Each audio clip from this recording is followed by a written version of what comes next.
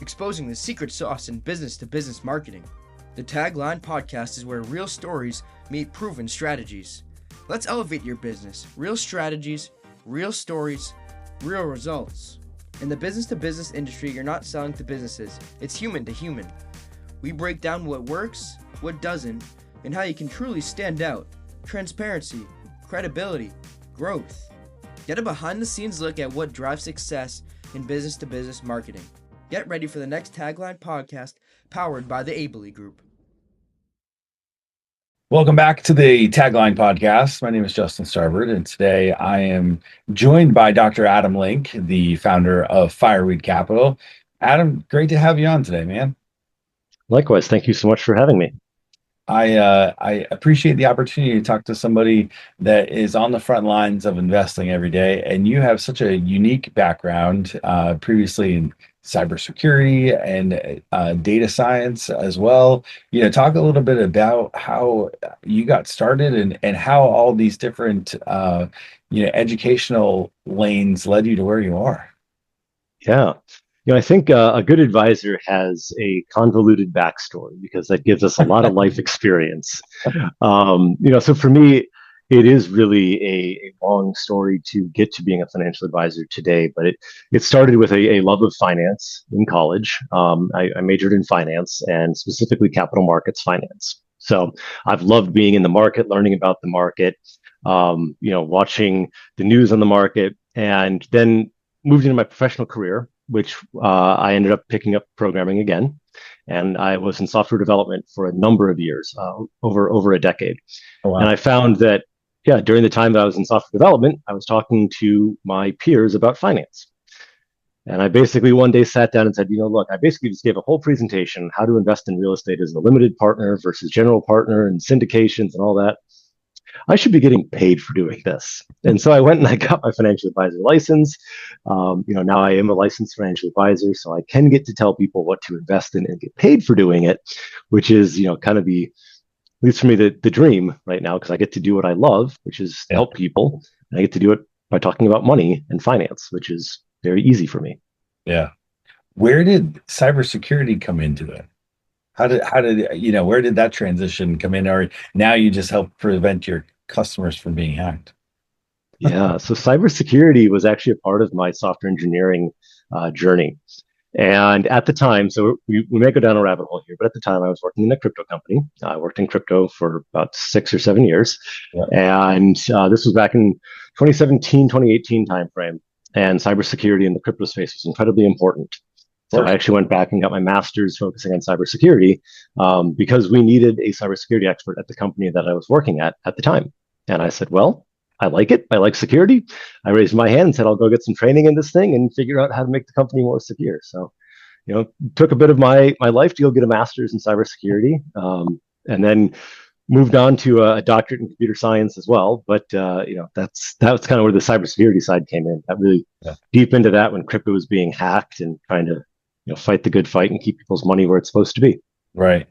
It's still a good fight right now. We've worked with a number of cybersecurity companies that are, actively trying to do that, and the rules and the goalposts change every day. So I feel for you. But so does the world of finance, and now you've gone full on into this advisement capacity and created a really unique approach to help your clients. Gone are the days of being passive and holding until you're ready to retire. How have you kind of flipped that on its head? Yeah. So what we do at Fireweed Capital is what's called active risk management. And what we are looking at doing in a portfolio is saying, we think that we can see signs of stress in the market. And when we think we can see these signs of stress, we can take actions and potentially avoid, a market drawdown. What we like to talk about is, let's say you're driving and you see a sign on the freeway that says accident up ahead.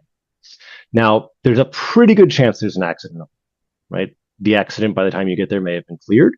The accident may be just starting. It may be just finishing. We're not quite sure. But at this point in time, we've got a sign that says accident up ahead. So you can either keep going straight towards the accident, or you can take the exit ramp and go find another way around to your destination. Where we see buy and hold investors is choosing by default to stay on the highway and keep plowing ahead, and there might be traffic, there might be an accident, there might not be traffic, there might not be an accident. But what we do is we say, well, we see an accident ahead, so we're going to take the exit ramp and try to find another way around. Sure. Now, sometimes that works great, right? We can save a lot of time on our trip. Sometimes there was no accident and we just added a little bit of time onto our trip. But the idea behind our active risk management is that we're going to take a stance, take a position, and then invest accordingly to try to avoid those accidents, right? And do we always avoid them? No. Do we avoid enough that we think it's worth it? Yeah, we do. What do you do in an environment? I don't want to get political here, but there have been it's been a lot of volatility in our administration, and seemingly changing decisions moment to minute, moment to moment, or at least week to week. How do you adjust for that, where maybe the patterns of behavior haven't necessarily caught up to what's going on in real time, or is it safeguarded against that? Yeah. So when we look at active risk management, we actually run a number of different strategies inside our portfolio. And so these strategies react on a different time basis. Some of them are looking at years. So they're slow to move, and they say, where are we in the macroeconomic cycle? Are we expanding? Are we contracting? And this is not something that changes day to day, right? Other of our strategies are looking very much closer to day and saying, today's Monday and what happened over the weekend, and where do we think we're going to be, in the next 24 to 48 to 72 hours.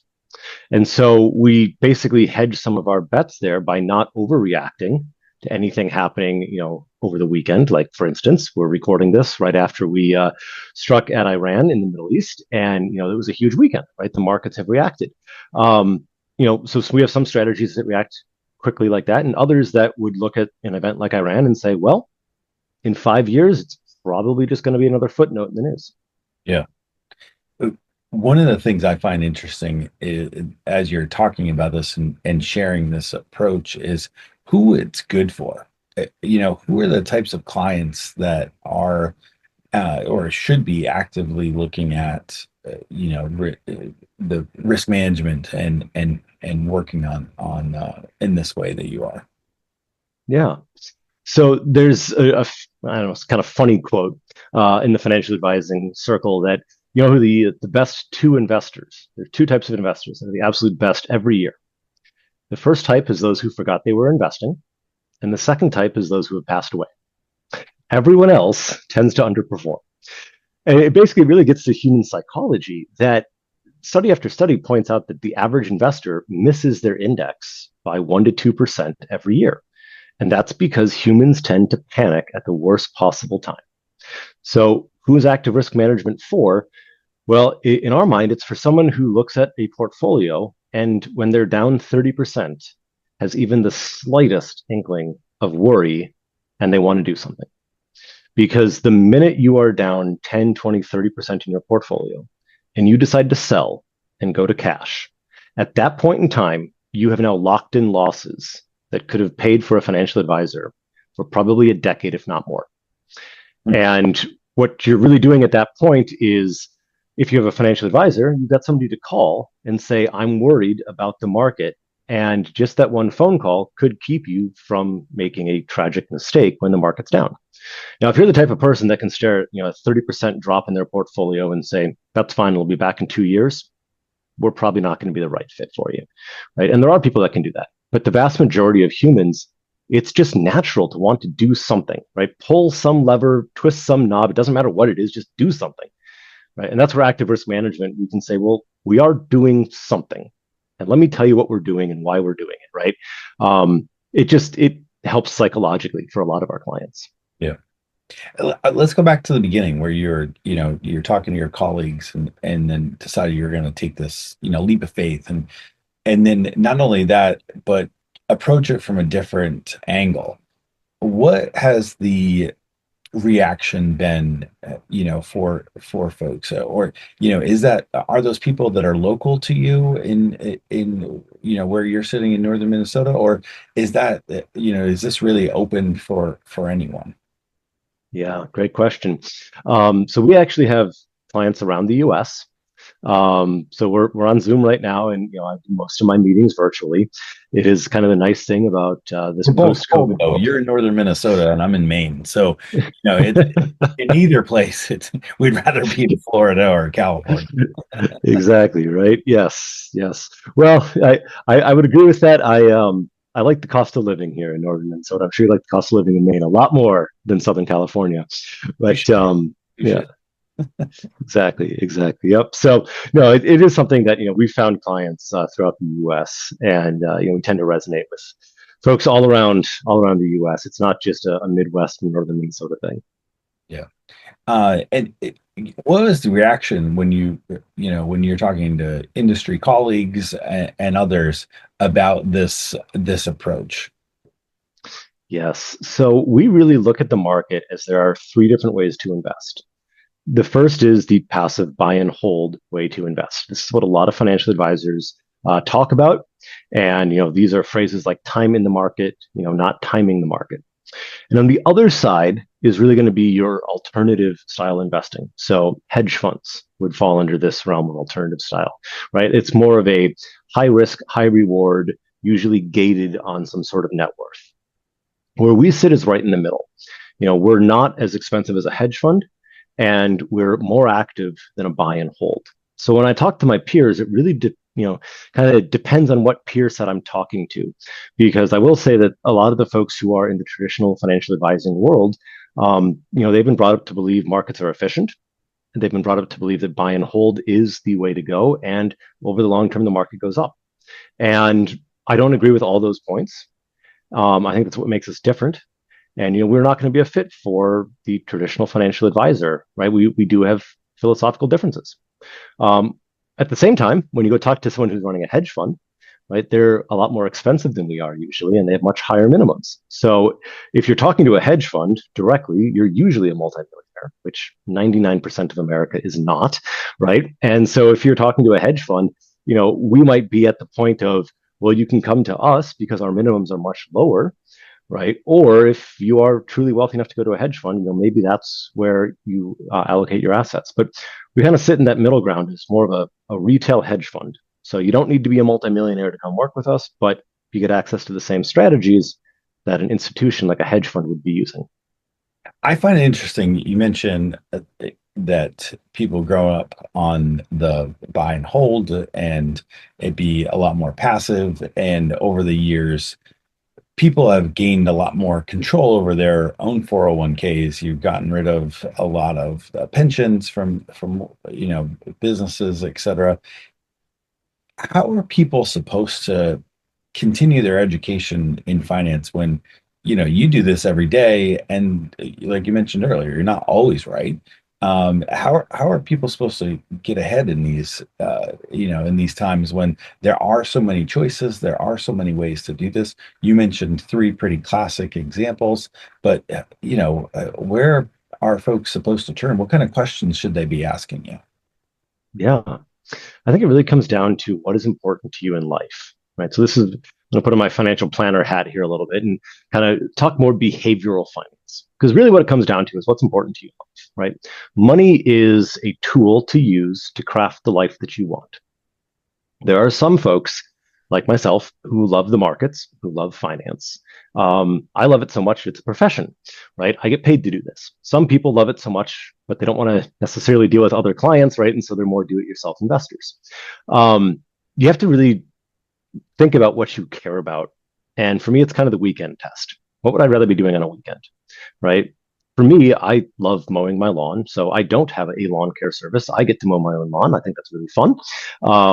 But other people would say that's crazy. I'd rather spend the time, at my kid's baseball game, right? And so much the same thing. Look, if you love doing investing and you love learning about this, by all means, there's a ton of great do-it-yourself resources out there.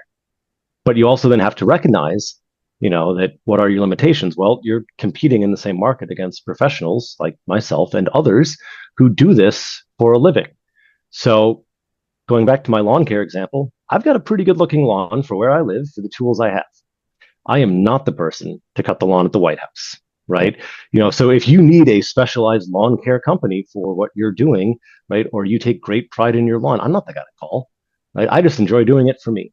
And so if you enjoy doing your finances and you want to work on them and you want to learn, there's a ton of great resources. But if you'd rather be spending your Saturdays with your kids or doing another hobby, well, then you offload some of your financial burden and knowledge to a professional like myself, right? And then we handle it during the week for you, so you can spend the weekends doing what you want, right? It's much the same with like an electrician or a plumber. I do some of my own electrical work. I don't mess with the stuff that can kill me. I call in a professional for that. Funny you mentioned the lawn care. I have two really good stories about that. One, I also enjoy mowing my own lawn, and that's where I do some of my best thinking. And the second piece was, so I wrote a blog about that years ago when we were just getting started, and it's still one of the highest read pieces on our entire website. The second thing is probably a lot to what you're talking about, and years ago, I hired a lawn care company to come in and, you're in northern Minnesota, in the fall, you got to get rid of your leaves. And, the more acreage you have, the more leaves you've got. And we had 3 acres at the time. And I wanted to be at the baseball game and not worrying about or at that point it was soccer. I didn't want to be, leaf blowing my own yard. And I came back and I was playing fetch with the dog because now I had it looked like I had a carpet out there relative to the rest of the neighborhood. And the ball went in the pucker brush, oh, I don't know, 2 feet or so. And I saw an old Coke bottle or a bottle can in the ground. I'm like, I would have never noticed that had they not done such a good job.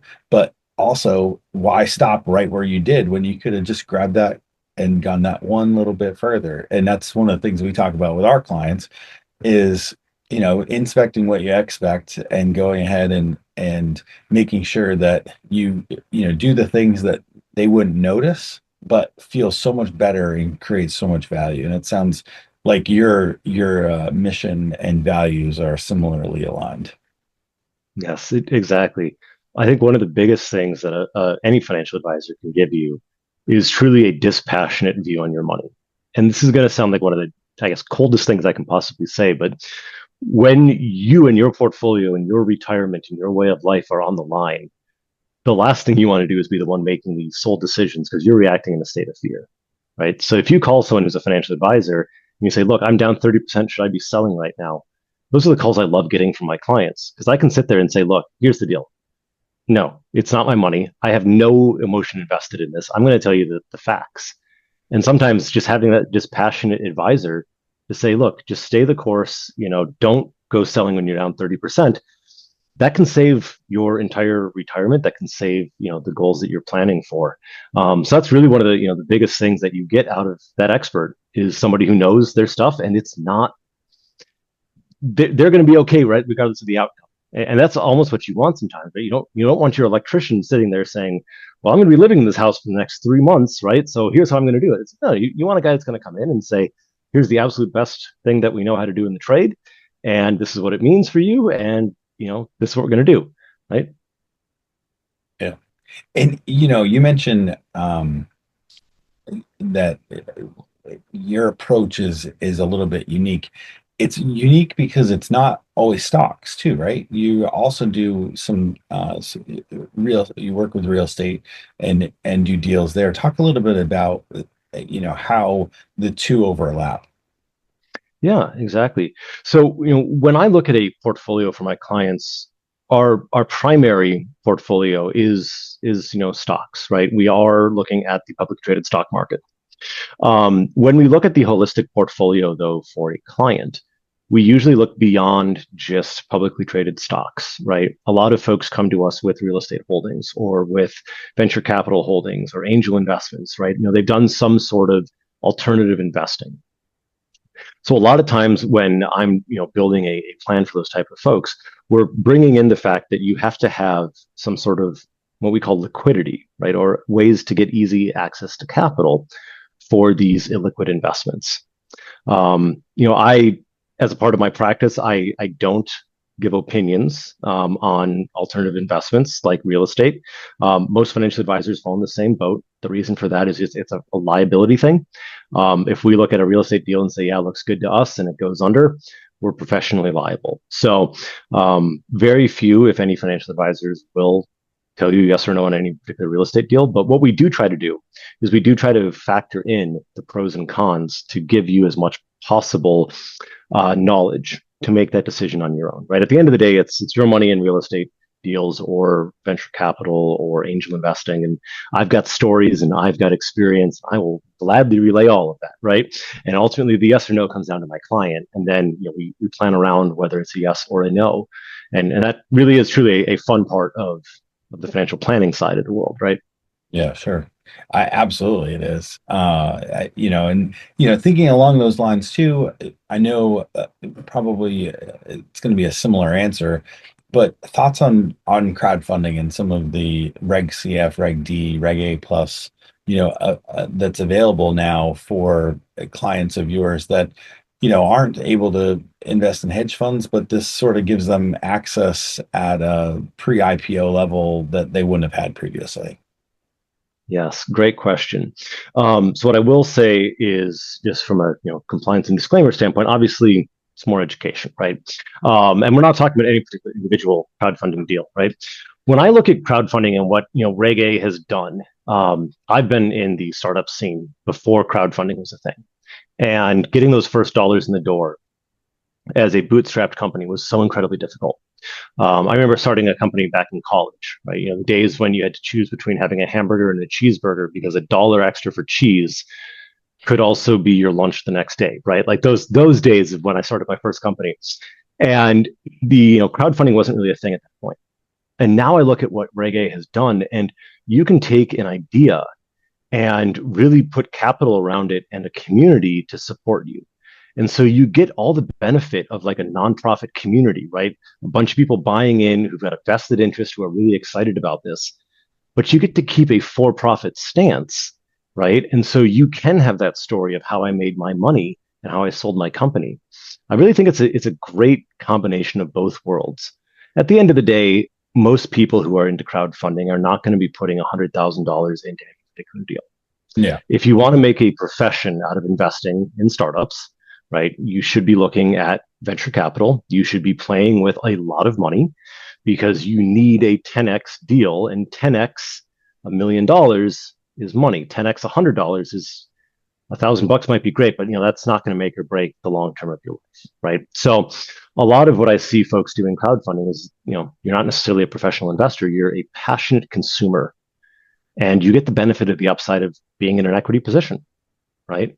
Now, if you're going to be writing a bigger check or something like that on a pre-IPO basis, I think that's where you have to start looking at financials and more of the story beyond just the brand and some of the excitement. But I really have seen and participated in a number of these things where you just look at the concept, you look at the people.